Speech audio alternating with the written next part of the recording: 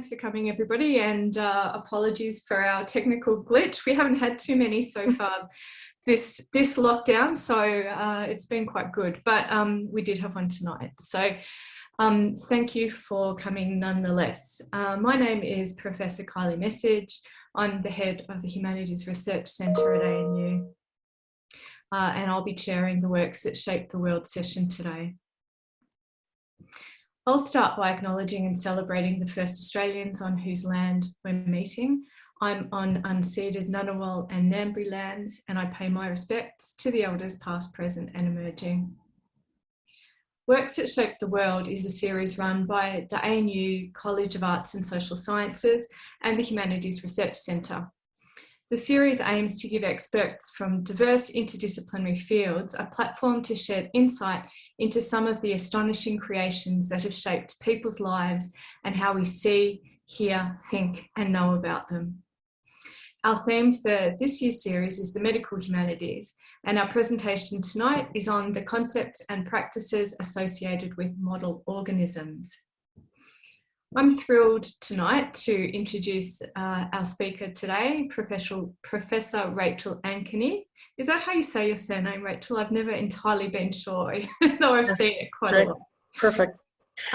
Professor Ankeny is Professor of History and Philosophy, as well as Deputy Dean Research in the Faculty of Arts at the University of Adelaide. She's also Honorary Visiting Professor in the College of Social Science and International Studies at the University of Exeter.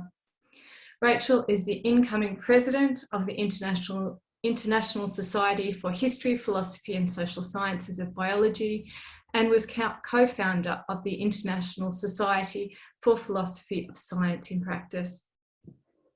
Professor Ankeny's research in the history and philosophy of the biological and biomedical sciences explores the roles of models, choices and uses of experimental organisms and norms and practices in contemporary biology, including data sharing, open science and commons approaches. She's recently co-published a book entitled Model Organisms with Sabina Leonelli that's available open access through Cambridge University Press. So by way of a preview, the talk tonight will explore the concept of the model organism in contemporary biology. Use of non-human organisms such as fruit flies, mice and worms has become ubiquitous in the late 20th and early 21st centuries, and many major discoveries have been made with these animals. Thinking about model organisms enables us to examine how living organisms have been brought into the laboratory and tamed and used to gain a better understanding of biology, and to explore the research practices, commitments and norms that have made such understandings possible. Model organisms are key components of a distinctive way of doing research which parallels broader trends in contemporary biology, including moves toward big science approaches, particularly in relationship to the large-scale genomic sequencing project of the 1990s. Model organism-based research also emphasises projecting data beyond their original domain and establishing their broader applicability, especially to questions relating to human health and disease, and tends to rely on community infrastructures. In tonight's talk, Professor Ankeny will ask what makes model organism research distinctive and think about how the use of model organisms has shaped biological knowledge. So just some housekeeping notes.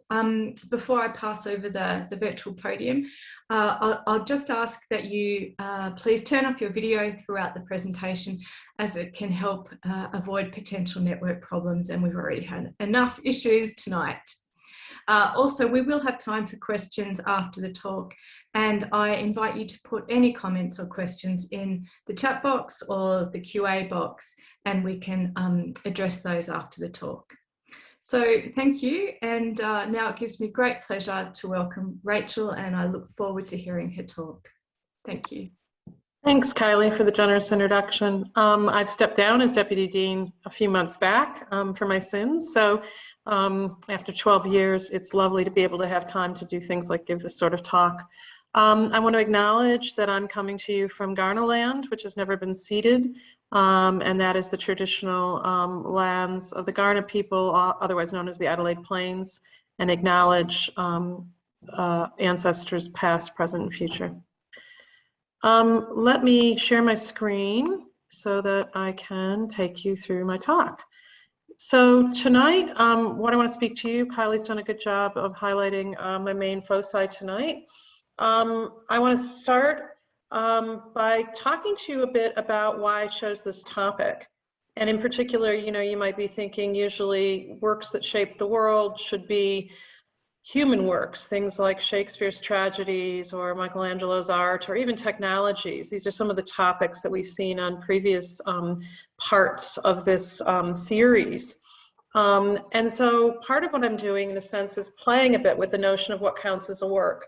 But part of what I want to do is actually stress that what appear in some instances to be natural entities, in fact, are actually constructed in very discrete and important ways. So that's the first kind of tinker I'm doing with the mandate. The second is what counts as shaping the world. I think that's a little bit of a harder question, actually. You know, I think if we think about it, it could be about literally changing the world around us physically, like building a canal, as you see there. It could be finding that the world is different than it used to be, or than we thought it was through the so-called ages of discovery. It could be opening up or shutting down places and our contact with people.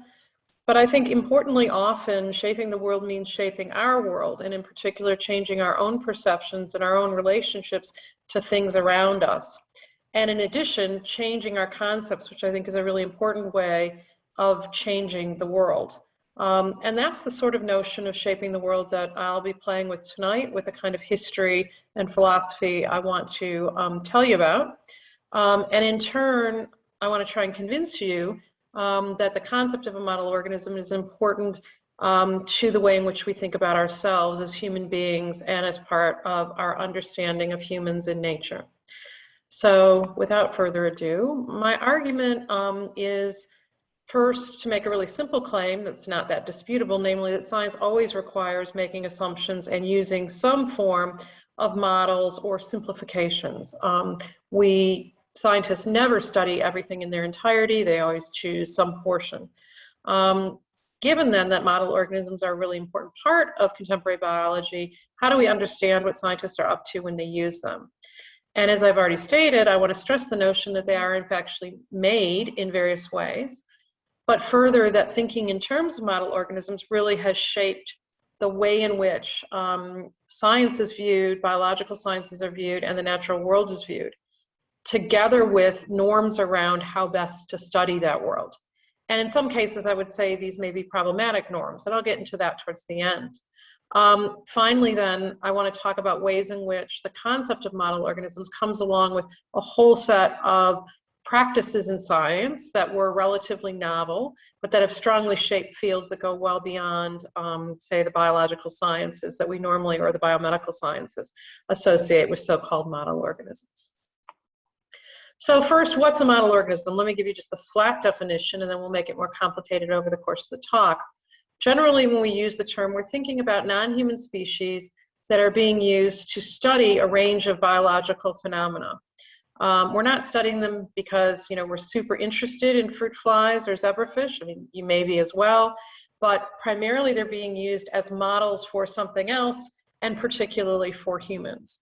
The idea is to come up with particularly genetic accounts, but also understanding a whole range of other systems genetically that then can be projected up to get a better understanding of normal, but also disease in humans in particular. Now, the term model organism is a relatively new term, at least in the formal usage of it, and it didn't come into common use, I'll show you a chart in a moment, before the late 1980s. So these are the kinds of things that we're talking about, and I'll go through some of these in more detail, some of these I won't, but just to motivate. Everything from xenopus, which is a specific type of frog, through fruit flies, nematode worms, different types of mice and rats, and also the more microbial type entities. Here we have slime molds, I'll talk about that a tiny bit, and bigger things like chickens. There's very few plants that are considered to be models, but arabidopsis pictured here is one of the main ones, and I will spend a little time talking about that. So I think it is worth noting that this isn't necessarily an intuitive concept. This is probably the most extreme instance, but those of us who work on this love to tell this story. Back in 2008, when Sarah Palin was the US vice presidential candidate, she said she made a stand at a forum about, I believe it was about different autism and different sorts of diseases that need to be cured, that she was going to stand up against pet projects that don't make sense, things that have nothing to do with the public good, things like fruit fly research in Paris. I kid you not. And so the idea, here was that she'd looked through a list of projects and couldn't understand why National Institutes of Health, or in this case, it was actually agricultural research, was being funded in Paris on fruit flies rather than just funding, things that were about humans. The other part of this dialogue is, of course, that model organism research is an important part of what we call basic research. And again, there's not always deep understanding of the necessity to do this rather than jumping in later in the picture. There is a long history of so-called experimental organism research, and this is slightly different, and it is an important kind of contrast to draw out. One way of putting this comes from someone known as August Croft. It's not quite what he meant, but out of context, it basically says that for a large number of problems, there'll be an animal that you can choose which is most convenient to use to study that problem. And so this is a very particular take on the way in which you can choose organisms that will really let you get into a window of something in particular. And depending how old you are, you may have played with things like planaria or flatworms, which let you see that even if you cut them apart, they can regenerate. You can do this to a certain extent even with earthworms, but planaria are particularly amazing. But other sorts of things like using sea urchins and their eggs for development, or, as you may be aware, there's a historical photo here using guinea pigs for studies on immunization and other things relevant to human health. So there's a whole range of different organisms that are often selected for specific kinds of problems. So they're kind of a point-to-point relation between the organism and the issue. And there's reasons about their resemblance to something or the accessibility of the phenomenon that you're interested in, why they're particularly well suited. Now, this is the general class of what we call experimental organisms. In contrast, model organisms are a much more specific class of experimental organisms. It's a subset in a way. People sometimes use these interchangeably, but really they're not the same thing. Model organisms were a particularly defined category, a point in history where there was this goal of defining what they were in terms of their use in biomedical research and their applicability, as I explained a minute ago, that you could project up from what you learned with them to higher level organisms, for lack of a better word, but particularly humans. And this was also tied, and it's very important to keep in mind, to the push for genomic sequencing and understanding things genetically that began in the 1990s and culminated in the Human Genome Project as it came to be known. So this list is from the US National Institutes of Health, because they're the ones that sort of made these official in some way. This list was the initial list that was sort of brought out in the early 1990s. Not all of these, came to be either very important or very useful, but they were the ones that some investment went into and some attention was paid to. And you'll see in a minute where some of those stories ended up. Some of them were less successful, and I'll just set those aside. Things like Daphnia, for various reasons, proved not to allow access to kinds of things that there were interest in. Chickens might have allowed access, but they're actually much more difficult genetically and otherwise than was anticipated. And with the tools that were available at that point in time, they were very difficult to work with. So some of these got set aside. There are some that are bigger, what you might call success stories, and those are the ones I'm going to focus on tonight. So just to show you, to try and convince you this idea that this concept is new, but that is also gaining a lot of traction. This is a little out of date because it only goes through 2018, but you see that dramatic rise in the use of the term in Web of Science articles collected in the index Web of Science. You can start to see the rise in the early 1990s, but the sort of dramatic boom that occurs by the time you get to the 2018. And this would be even higher if we went to the current day. The second thing to notice here is this is a slightly different chart. This is looking at the use of some of these key organisms in publications. And what you see here across the x-axis is 1960 to 2010. This is, again, a little bit out of date because it comes out of an article we published in the in 2014. Here you see rats and mouse, and you see, again, sort of just an ever-growing curve. This is exceeding kind of the ever-growing numbers of publications on average. Down at the bottom, you see a compression of the other organisms, and this is partially just to show you just how much rat and mouse really dominate a lot of this biomedical research domain.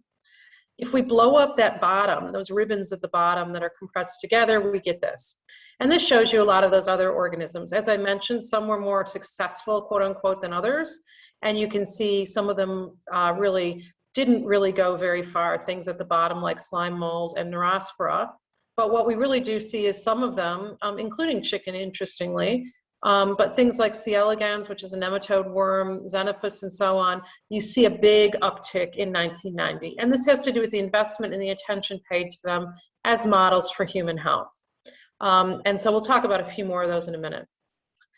An important part of the prehistory of understanding model organisms comes from genetics and what we know about genetics. I'm not going to do a whole nother seminar on Mendel and his influence, but basically, in short, although Mendel came up with his theories in roughly the 1860s, they weren't recognized, they weren't published in accessible places. They only came to notice in the broader biological science community in 1900. But Mendel's findings, which you probably remember from school, about the fact of how genes, he didn't call it that, but how heredity works, is an incredibly important part of this picture. Because without sort of the understanding of how genetics works, many of these organisms don't make sense as models for anything or in the particular way that they're used. So as you'll remember, Mendel did this at what we call the phenotypic level, but he really showed the ways in which you could see traits progressing through different generations, depending whether they were what we call recessive or dominant. So that's a bit of the prehistory. Keep in mind 1900. So now we're going to fast forward to that sort of period in the late 1800s, and I want to talk a bit about Thomas Hunt Morgan.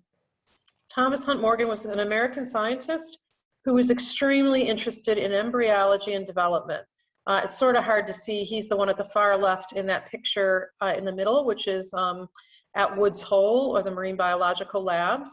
And this is where he did a lot of his experiments on a whole range of different kinds of organisms, but with particular focus on embryology and also what's called phylogeny, so trying to figure out how things develop into what they develop, but also how they're interrelated. And Morgan called this, his caption actually for that middle picture, is solving the problems of the universe. He's sitting with his friends in the sun at Woods Hole, all of whom come to be very famous scientists, and they're solving the problems of the universe. And he thought one of the really important ones is understanding how things develop. So when we go forward then, we see Morgan here in 1922. He's done quite a lot of work on embryology and so on, but he's also using fruit flies to understand development as well. And as he's doing that, he notices the fly on the left, which is different than the typical flies. Happens to be male, hence it's smaller, but it also, you might be able to see, has white eyes. And instead of just throwing it out and thinking, oh, that's odd, oh, that's problematic, he combines what he knows about this emerging science of heredity, because Mendel's now recognized, and starts to look at the ways in which, if you interbreed these things, they would reproduce.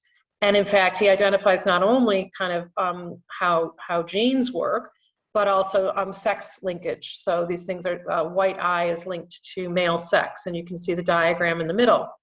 And this is a very important moment for starting to realize that you can use things like flies to study chromosomes. And in some sense, that's what Morgan does for much of the rest of his career. He does keep up some of his other work.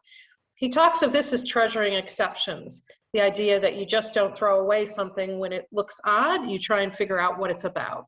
And that's a very critical moment for this type of research. So why fruit flies? There's a critical thing in this picture here. It's a bit faded, but it gives you an idea. is the bananas. It's very easy to grow them. You just put out bananas and they come.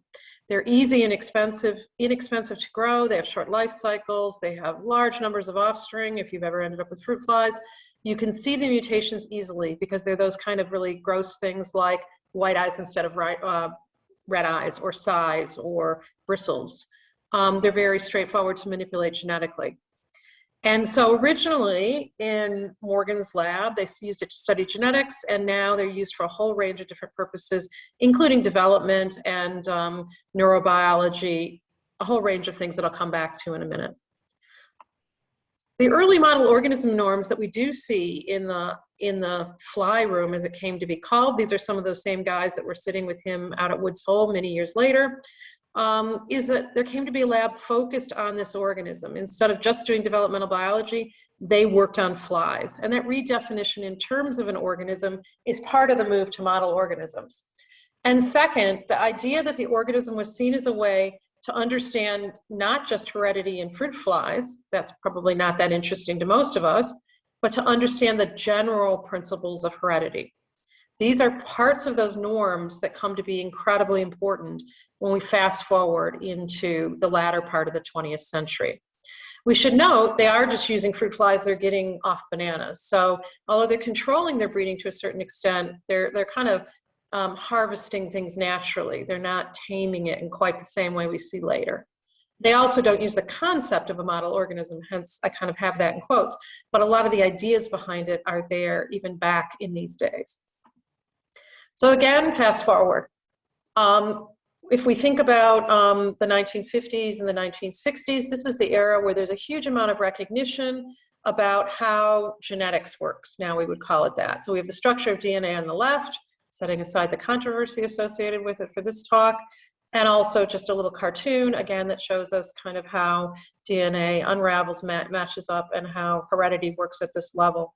All of this becomes a really important part of the picture because it is seen as the tools that are going to be really fundamental to turning a corner in our understandings of biology.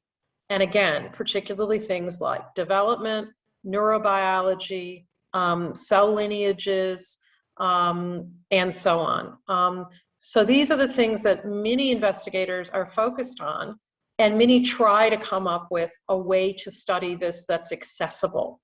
And in many ways, this comes to be what some people have called sort of the era of model organisms, or the era of the rebirth of genetics. It's kind of known as both simultaneously. So what we have here then is Sidney Brenner. Sidney Brenner is working at the Laboratory of Molecular Biology in Cambridge, also known for its association with the so-called discovery of DNA. Brenner also had been associated with figuring out some of the genetic code. And he comes to want to use a small organism to figure out how neurobiology works. He's going to jump right to the really difficult problems. He's going to try to use computers to solve them. Notice this is the 1960s. That is a really problematic thing to do at that point, but it's a very sort of innovative kind of project. And he selects this organism, which is known as Arabidopsis elegans, or C. elegans, which is a nematode worm. And after he goes around sort of looking at some other options, he thinks that this is going to be the best thing to use for these purposes, in part because it's super easy to work with, it's easy to store, very simple genetics because the main form of it is a hermaphrodite, so you just get something that fertilizes itself, so you have really good control. And on top of it, it's transparent. You can see all the cells dividing, you can see it moving. I'm not great at graphics. You can go on the web and find really interesting videos, particularly the modern ones, that really show you how amazing it is to use to study movement and behavior in particular. But he's interested in pretty simple things, like if you create a mutation for certain things, what is the outcome? What are the behaviors? How can we understand neurobiology? But even how can we understand simple genetics in this kind of organism? He takes this from a sample that's already being used in labs for other sorts of purposes. That's another long story that I won't get into, and does not really revisit that. And so C. elegans, as we know it today, for the most part, particularly in the period that I'm talking about, kind of comes from this period of choosing it as something to be focused on. You can go out and dig dirt and find these things in many places. But if you're working on it in a lab, you're almost certainly working on a strain that has been standardized and maintained in a lab setting for a very long time, often all the way back to these cultures, if not earlier, to the sort of prehistory period. So just to talk you through using C. elegans as an example, what we have here are a whole bunch of different C. elegans natural organisms. This actually, I think, probably includes some larger worms, as we call them sometimes, that aren't C. elegans but are closely related, that prove to be more difficult to work on. So from that then, C. elegans was specifically selected, and a specific strain of C. elegans to become the organism of focus. It's a very narrow band, because this is very easy to learn to work with. From there then, over many years, there's a sort of articulation of a range of different things about this organism, including so-called wiring diagrams of how the neurobiology works, kind of connection by connection. So this is just one of numerous ones up at the top. Eventually a genetic sequence, and this comes out of the Genome projects that I'll talk about in a minute. And finally, things like how the cells divide. So from a single cell up to a whole organism, microscope frame after microscope frame. And this is a drawing, a hand drawing, that the scientist John Sulston did of those processes. And finally then, in some sense, very oversimplified, all of this comes back together into the modern use of how worms are used today to, for example, use new technologies like fluorescent protein expression to track neurons and how they're used. And this is also related to determining the genetics of the organism and the development of the organism. So in some way, putting the descriptive pieces back to come up with explanations about why things work or don't work in the way they do. What is a normal function and what isn't functioning normally. The other part about C. elegans that's extremely important, and I think will become clearer why I want to talk about this side by side with the organism, is that a community forms around this organism through the Laboratory of Molecular Biology in Cambridge, and then goes out from there to a whole range of laboratories around the world. It's extremely rare to find people who don't in some way have their own lineages of training through the lab at Cambridge. There are a few for various reasons, but probably most importantly, a number of people, including John Sulston down there, I mentioned him with the drawings, and a range of other people come to see that they need to have a structure for the community to communicate with each other and a way to share information over time. And so there come to be really robust things like meetings, newsletters. This is the very primitive form. It's obviously all now electronic, and informal communication, particularly in the era when research took a long time because of the technology. It wasn't published as rapidly, and communication was more limited. Probably most importantly then, a community that was largely cohesive was set up and had very shared values about what the goal was. And the goal was to fully understand this tiny little organism, which kind of sounds crazy and took much longer perhaps than might have been anticipated. This is not to say everything was always happy, in these communities, but largely there was a very highly professionalized ethos of informal communication that came to really underscore what people think of when they think of C. elegans research. So why was it successful as a model organism? This is one most people would say was successful. My co-author Sabina Leonelli and I argue around this idea of a repertoire, which is the idea that research communities come up with a range of shared attributes or characteristics that are really important for making their research work. And in this case, it includes standardized strains is critical. You're not going to go out and get worms from the ground that are highly variable, but you're always going to work on the same thing. Going after long-term and blue skies funding, first through the NHMRC in Britain, but later through the Human Genome Project. Building large-scale data and shared data, and sharing all of this before publication. In addition, making sure that databases were largely available and free to access to allow people not to duplicate work and to compare results. But maybe most importantly, they come to share what comes to be known as a model organism as a key concept. So the idea that this can be understood completely, this will give a window into fundamental processes in all sorts of other organisms, so that this is projectable upward. And to us today, maybe that doesn't sound so controversial, but you also have to remember at this point in time, they don't have great information about how conserved the genome is. In other words, how much of us overlaps with chimpanzees, as we read about. They have guesses, but the data is not fantastic. And so they're taking a bit of a punt, as it were, on the notion that this would be projectable to higher level organisms. So I want to come back here and remind us then, these are the overarching organisms that we often think of, and talk to you about one other point, which is the Human Genome Project is an important part of the story. So another critical reason why nematodes are important is that they played a critical part in the Human Genome Project, which funded not just human sequencing, but those model organism projects on the previous slide. This kind of idea of data sharing freely in the public domain in real time was transferred from C. elegans over to the human projects and many of the other model organism projects, and they became mandated. And this is what you're now familiar with in some form in a lot of open access and open science efforts.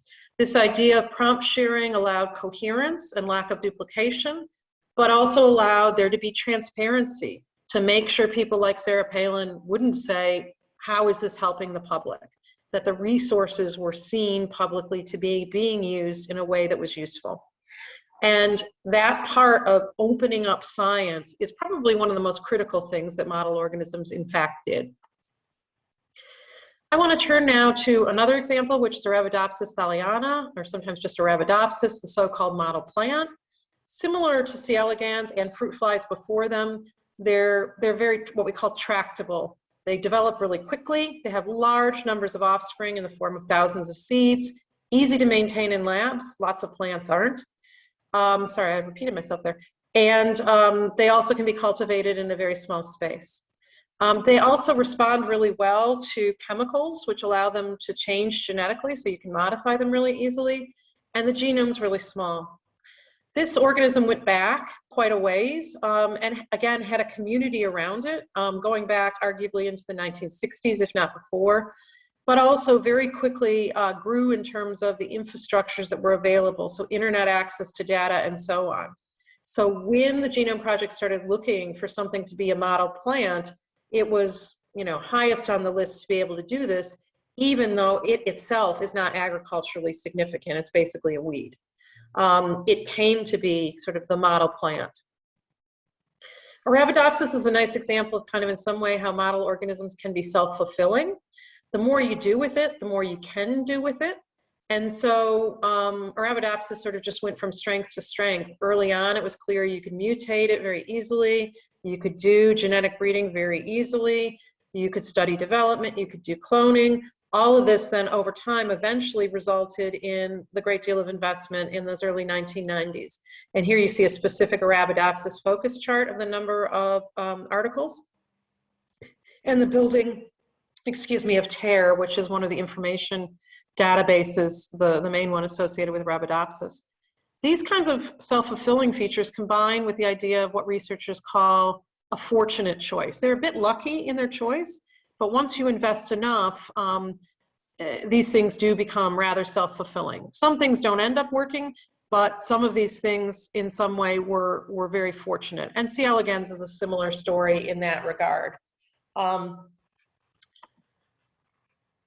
An additional case, and you're probably wondering why I haven't talked about this yet, considering its prominence, as I showed you at the beginning, is that the most successful model organism in terms of publications and sheer usage is obviously the mouse, and rodents more generally, mice and rats. However, when we think about these in terms of being model organisms with all those other features, like the community, we often don't focus on this in the stories, at least that I tell, because there isn't the same sort of unified community.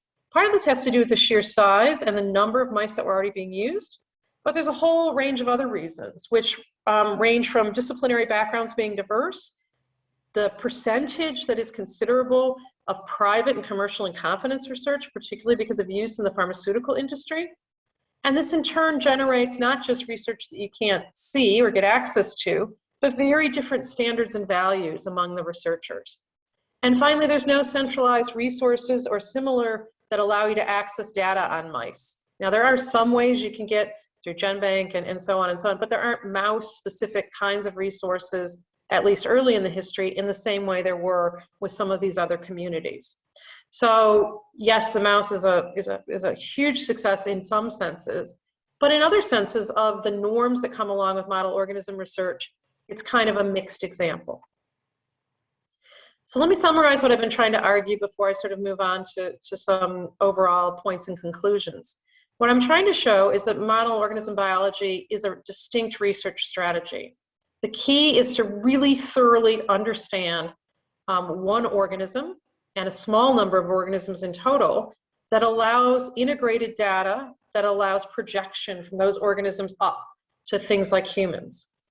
It is the case that down the line, cross-species understanding is going to be very important, finding a gene that is conserved from fruit flies across to nematodes across to humans, for example. But that was seen as a longer-term goal that could only be achieved once a really thorough understanding of depth in any one organism was achieved. Infrastructure was also critical. So things like stock centers, so you were all working on the same thing through standardized specimens, databases, as I've mentioned several times, which ensured data was available, it was collected, it was could be integrated and analyzed on the same organism, particularly the same strain and specimen, and also a community ethos. And so this is the notion of having open lines of communication, even the identification of people in terms of the organism they study. So people are fly people or worm people or whatever else. Those are really new features of what it means to study any one of these particular organisms. What I think is most interesting is the values that are associated with these practices. And I want to really stress that this is about a vision for the right way to do biology, at least in this historic moment. So some key norms that came along with this way of doing research was this idea of having fair and open access to resources, technologies, and funds across a research community. In C. elegans, for example, there was a lot of attention to not squeezing smaller labs out when they started the Human Genome Project. Mixed success, but there was attention to making sure to keep everyone in the mix. Obviously, access and reuse and openness in this sense. Making sure your materials are standardized, but also that your language, your protocols, and so on are also standardized so that you're working in the same way and your results are interoperable. And finally, this idea of transparency and accountability in a social sense to the community, to the public, and to funders. This was not achieved by accident. There was a lot of conscious social engineering that went on in the model organism groups to establish and maintain these norms, to strongly define what counted as a community, but to continue to stress that it wasn't an in-club. Anyone could get access and come along and become a member of what was going on in some sense, because the data was always freely accessible. And again here, it may seem like I'm being a bit of a cheerleader. These values weren't always effective. They didn't always work. Not everyone deposited their data in real time.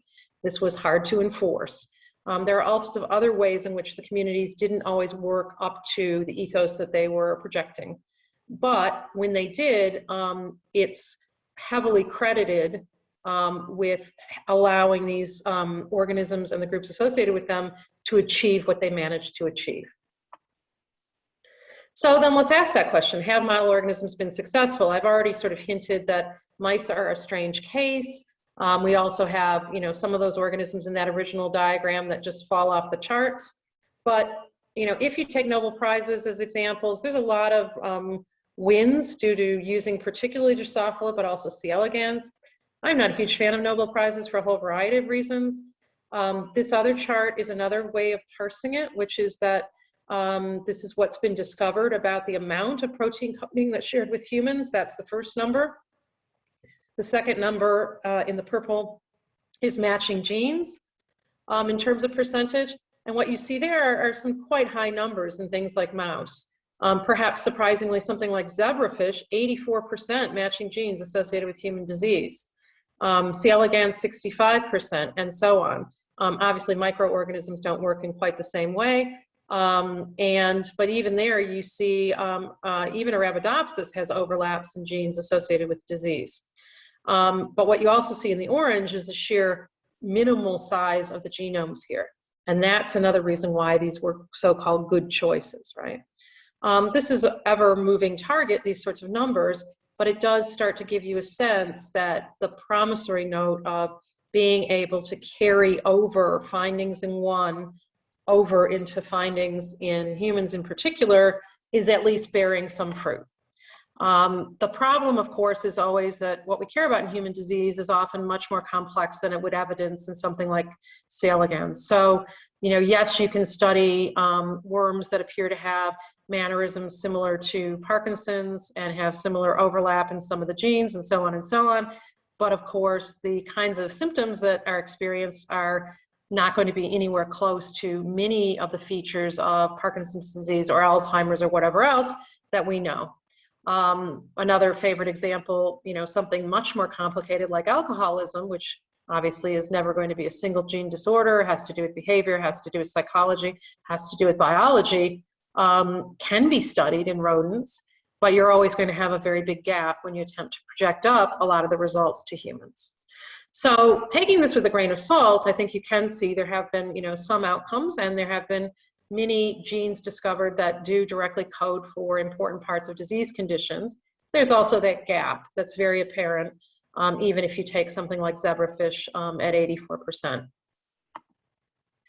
So what are the limits? What are the problems with model organisms? Many people point to a couple different things.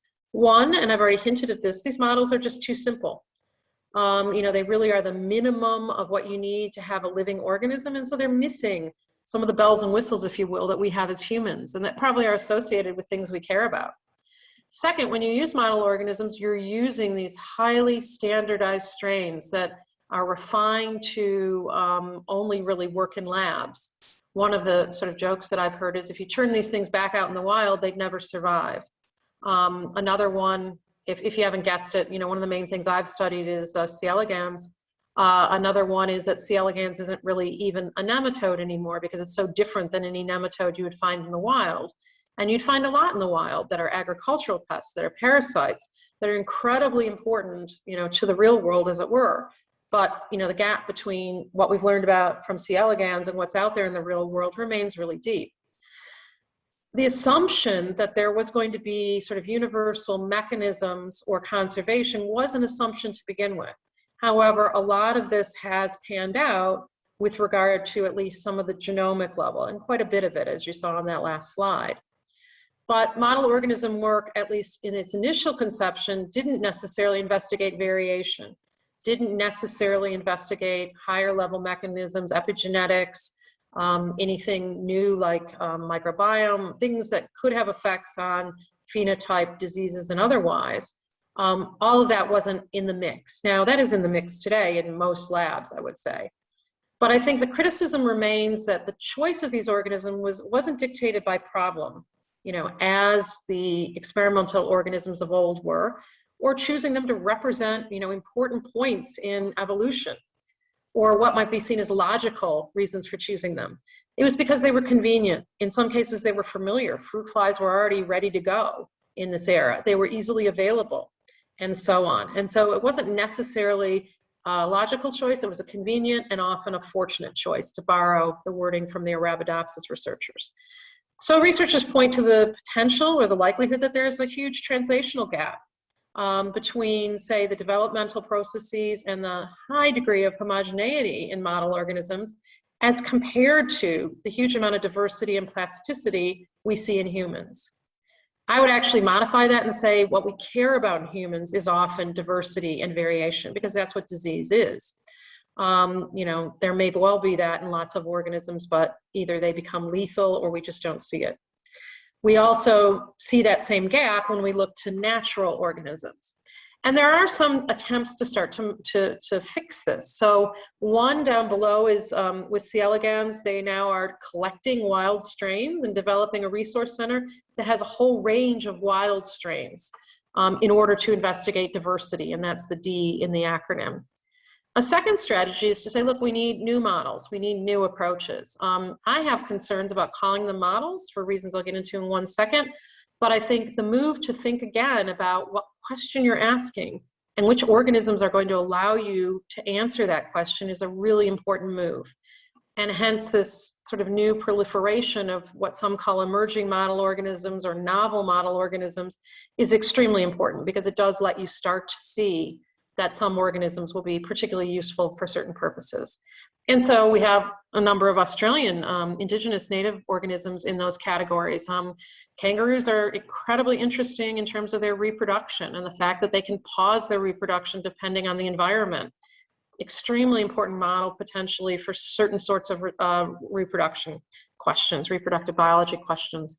It might not make them a model organism that you can use for everything. I don't see us, doing a full-scale investigation of kangaroos on all these levels, but for reproductive biology, they surely are a very important model, and so on across a number of these kind of so-called emerging models. But what I want to stress here is that what works or what is likely to work is going to depend on the question you're asking, whether you're seeking this complete story, as researchers were with model organisms initially, or if your goal is something else. Another proposal is that we move to so-called extreme animals, and this goes back to that sort of Krog principle. Salamanders are really good, as you probably know, with limb regeneration. Again, planaria makes a reappearance here. But even things like hibernating species, really difficult to study in the lab, but could be really interesting to understand things like ischemia and cryobiology, and so on and so on and so on. One of my colleagues has been studying to a certain extent that there's diabetes mechanisms you can study in platypuses, and so on. And so I think this, trying to use alternative kinds of organisms for windows into things like aging and very complex processes is certainly an important way forward. So what are the useful lessons for scientists out of what I've had to say? Model organisms have been and are extremely useful research tools, but this is a historically contingent fact. It depends critically on the communities who invested their time and resources and public resources into making them into the tools that they are today. My second lesson is don't try to make every organism a model organism. Perfectly acceptable to choose an organism to investigate a specific aspect of its biology, and there's a long history of doing this successfully. Other examples include a lot of the organisms they've been using to study transmission of COVID and other infectious diseases. Ferrets are very good in all their various and sundry appearances. Much more like humans in terms of how they sneeze, how they transmit viruses. But you're not going to use them for other aspects of biology. Third, judge success of research on its own terms. That might seem obvious, but I think too often model organism research has been held up as sort of a norm that everyone should aspire to. And similarly, more generally, a lot of the norms around open science and shared data don't fit cleanly in other areas of science. And I think too often there was an attempt to bank all data in a similar way that wasn't going to be meaningful in sciences that are not, for example, underscored by genetics. And so these are some of the things we learned from the story. I think the other set of things that we learn are even broader. Model organism projects are highly public and highly visible. And in turn, there was a great consciousness of accountability, partially because there was big money, but partially because there was this public investment. And where we have this kind of big science, it's important to keep the social benefit clearly in view. In addition, where we have a big science focus, and that's what these projects really thrived on, endpoints are often different. Publications looked different, particularly as the resources were being built up. And so sharing of raw data, pre-publication sharing, establishment of databases and infrastructures is as important as that groundbreaking publication. However, our systems for giving people credit and for rewarding for these kinds of efforts are not as well established as it is for that Nature publication. And this remains a concern today. In addition, global collaboration is super important to any kinds of projects that are big like this. And this comes along with having a common goal. They work better where there is a common goal at root that implicitly or explicitly a community has agreed to. And I do think the model organism communities did create a lot of really important models for open science. As I said, not that can just simply be used, but that it is an important way to further science where we have the shared goal, for example, of trying to approach a better understanding of human disease and its treatments. So to conclude, I just wanted to put this up here because it just belongs. William Blake, kind of well before his time, actually was wondering about this relationship, how we understand ourselves against the backdrop of flies. And in some way, I would say researchers around model organisms and related have really harnessed this very basic insight that even a fly or a worm or a mouse or a zebrafish can give us a lot of insight into ourselves and diseases. And so that this is going to remain a very important approach in modern and contemporary biology.